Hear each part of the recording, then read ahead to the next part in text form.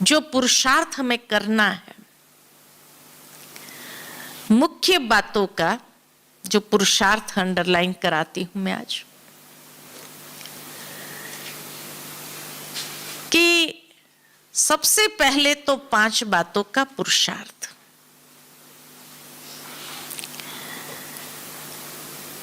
कर्मातीत अगर मुझे बनना है तो 5 बातों के ऊपर जीत प्राप्त करना, ये बहुत समय से जीत प्राप्त की हुई स्थिति हो हमारी, ये अभ्यास हो,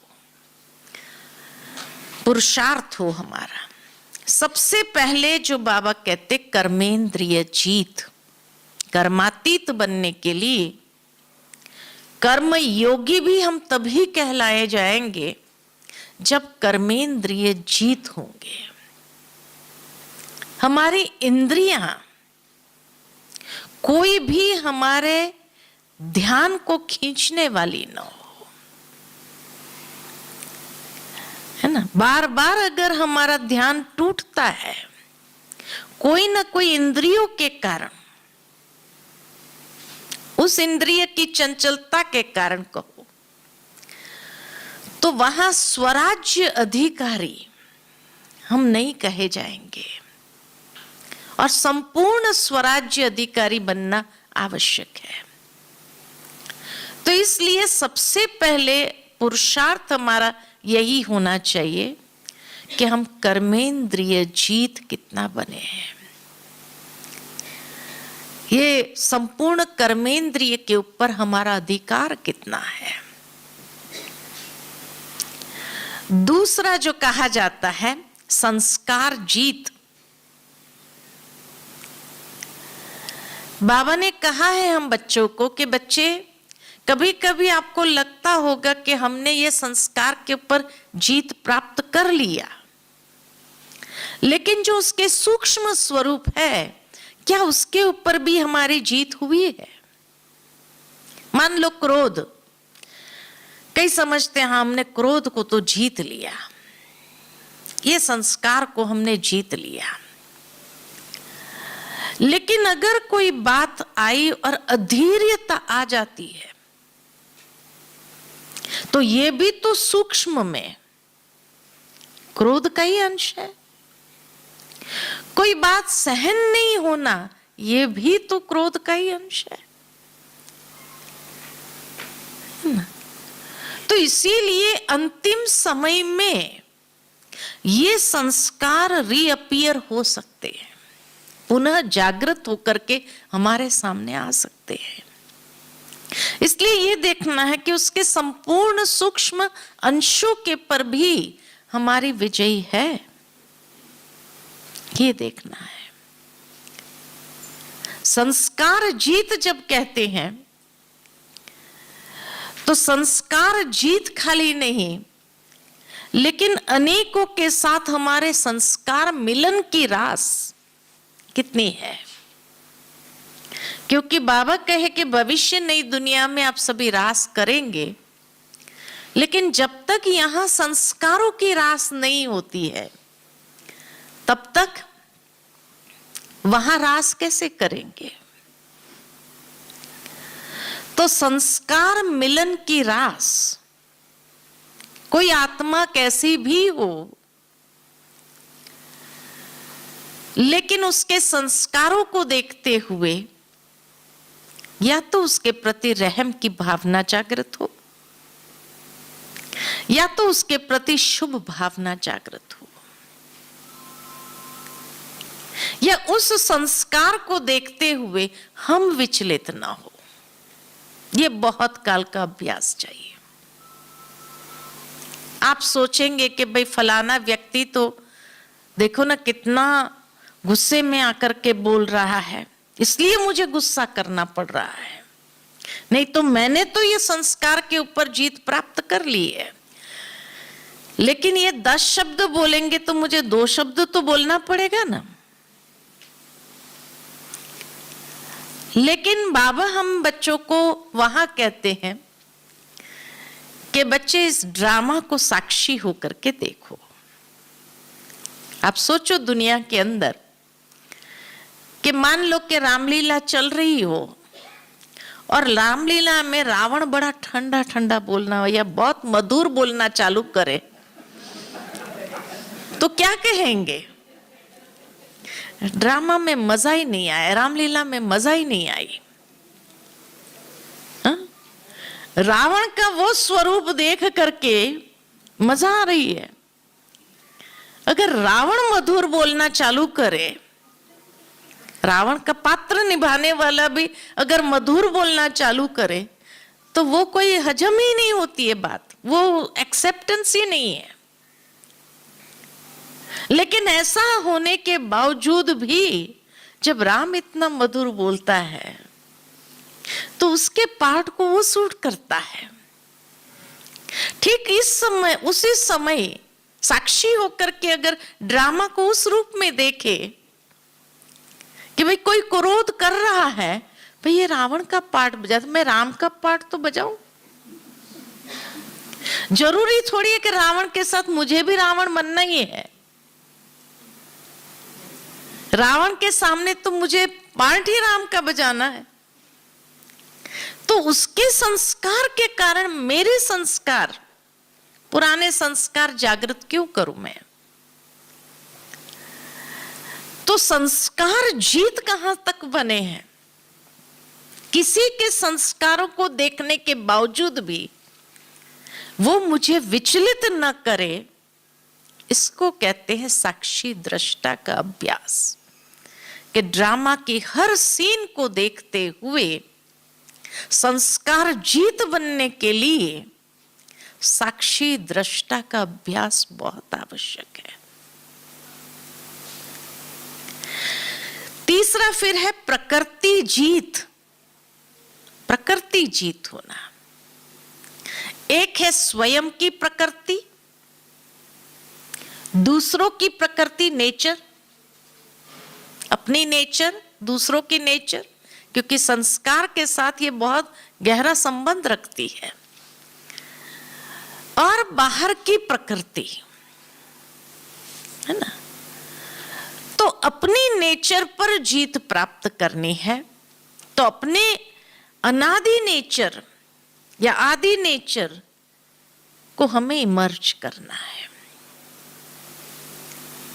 प्रकृति जीत होने के लिए जो हमारी ओरिजिनल प्रकृति आत्मा की है, सातों गुणों की, उस सातों गुणों की प्रकृति को मुझे इमर्ज करना है।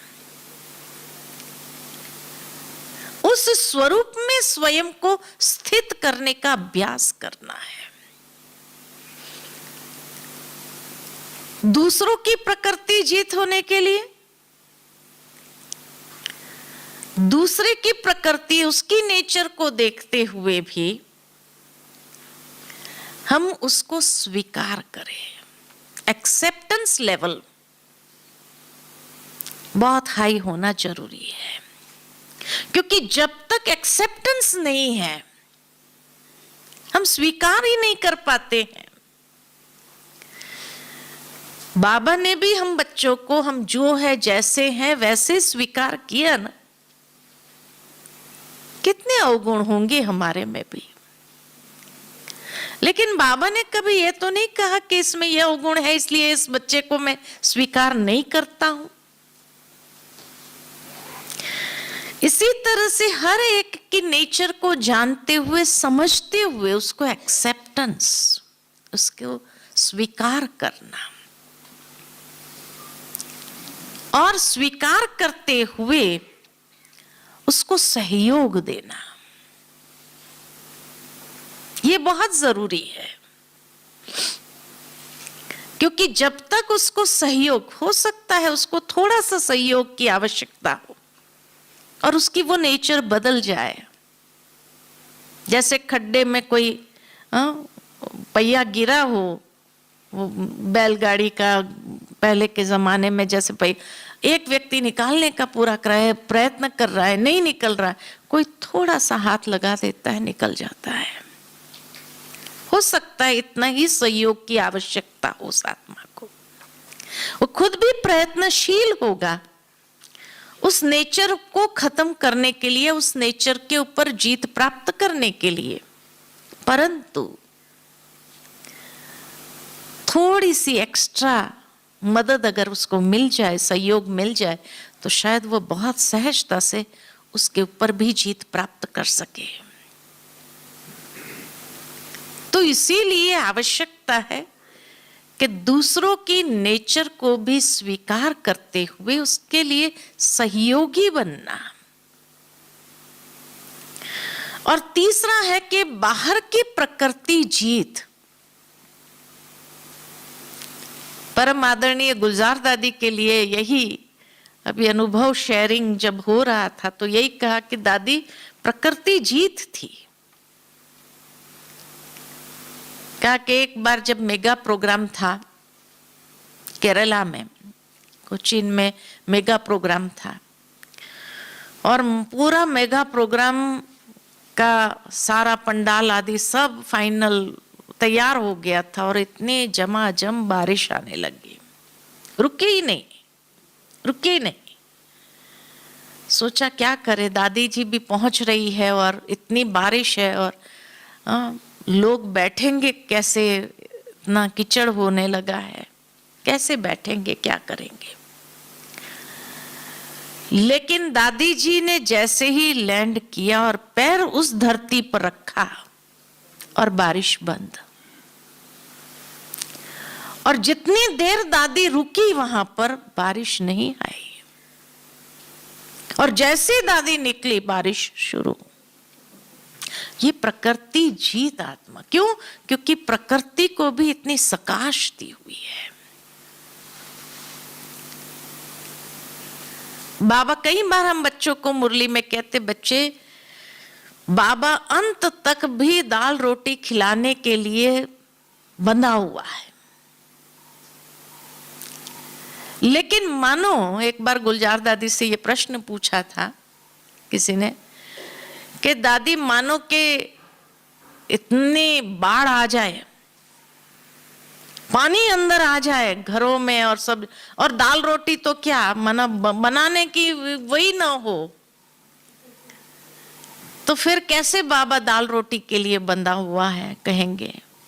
दादी ने बहुत अच्छी बात कही कि ऐसे समय पर बुद्धि की लाइन बहुत क्लियर चाहिए, क्योंकि अगर बुद्धि की लाइन क्लियर होगी तो बाबा आपकी रस्सी खींच लेगा और वतन में आपको शुभी रस पिला देगा, है ना। दाल रोटी तो क्या, शुभी रस ही आपको पिला देगा। जैसे शुरू में दादियां जब जाती थी ना वतन में, और जब शुभी रस पी करके आती थी ऊपर से, और फिर नीचे उनको कुछ खिलाने के लिए या खाने के लिए कहते थे, ये खा लो, वो खा लो, या ये पी लो, ये जूस पी लो। ब्राह्मणियां जैसे दादी को पिलाने जाती थी, दादी ये जूस पी लो। अब जिसने शुभी रस पिया हो ऊपर, वो कहते थे इच्छा नहीं है, इच्छा नहीं है। इतना माना भरपूर हो गए थे कि ये पीने की इच्छा ही नहीं रही फिर उसके बाद। तो ऐसे ही अंतिम समय बाबा ऊपर दाल रोटी तो क्या, शुभी रस पिला करके आपको भरपूर कर देगा, सेटिस्फाइड कर देगा, जो नीचे आने के बाद दाल रोटी खाने की भी इच्छा नहीं होगी, है ना। और इस तरह से सरवाइव कर लेंगे। या तो दादी ने कहा कि मान लो कि बाढ़ आ रही हो, प्रकृति जीत आत्मा उसको कहा जाता कि बाढ़ आ रही हो, लेकिन आपके पैर जहां हो वहां से आगे पानी ऊपर नहीं आएगा, ऊपर आ ही नहीं सकता। उसको कहते प्रकृति जीत आत्मा। और आप खुद दाल रोटी बना करके खाएंगे, है ना, ऐसे हालत में भी खा सकेंगे। तो इसीलिए कहा प्रकृति जीत। तो जिसने अपनी आंतरिक प्रकृति को जीता है, अपने नेचर के अंदर जो कमजोरियां हैं उसके ऊपर जीत प्राप्त की है, तो उसको बाहर की प्रकृति को भी सहज होगा सकाश देने के लिए। और उस प्रकृति को जीत करके भी अंतिम समय कोई ये नहीं कि एकदम बेचैनी में प्राण छोड़ना पड़े, बाबा की याद ही न रहे, लेकिन प्रकृति जीत आत्मा के लिए सहज हो जाए। चौथा जैसे कहा, कर्मेंद्रिय जीत, संस्कार जीत, प्रकृति जीत और चौथा क्या है? माया जीत। मन जीत कर्मेंद्रिय में आ जाते, सूक्ष्म स्थूल कर्मेंद्रिय। माया जीत, हर विकारों के ऊपर सहजता से जीत हो। माया भी हिम्मत न करे अंतिम समय हमारे सामने आने की कि ये तो जीत आत्मा है और इस जीत आत्मा को मैं क्या के कर सकती हूँ। जैसे दादियों के जीवन को देखते हैं तो माया भी उनको अंतिम समय परेशान नहीं कर सकती है किसी भी स्वरूप से। और सहज ही अगर ये जीत है कर्मेंद्रिय, संस्कार और प्रकृति जीत, तो वो माया जीत तो सहज हो जाती है। लेकिन इन सब का आधार निद्रा जीत है ना। भट्ठी चल रही है ना, बिना निद्रा जीत के ये चारों जीत होना संभव नहीं है।